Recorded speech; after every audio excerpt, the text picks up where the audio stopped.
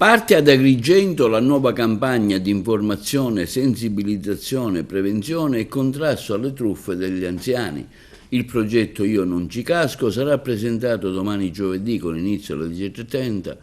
al Collegio dei Filippini. In questa edizione salta agli occhi un'importante novità: si celebra una grande alleanza tra generazioni. Il nipote digitale sarà chiamato, grazie alle riconosciute competenze tecnologiche, a mettere in guardia ed aiutare le persone più avanti negli anni, sempre più spesso vittime dei truffatori, a promuovere il ciclo di incontri nelle scuole, nelle parrocchie e nelle sedi di associazione. Sarà il Comune di Agrigento, mettendo a frutto un finanziamento da parte del Ministero dell'Interno tramite la Prefettura di Agrigento,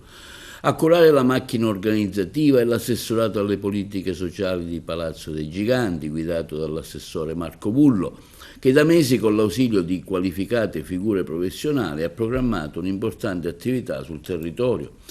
Verranno illustrati contenuti, tappi e obiettivi del progetto. Oltre all'assessore Bullo, cui è affidata l'introduzione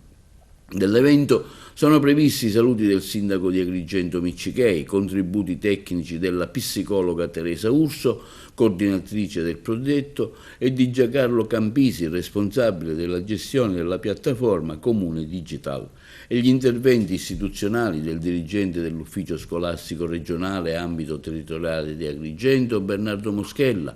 del questore Tommaso Palumbo, del comandante provinciale dei Carabinieri Nicola De Tullio, del comandante provinciale della Guardia di Finanza Gabriele Baron, del referente per la sicurezza cibernetica della Polizia Postale Fabio Condello, della direttrice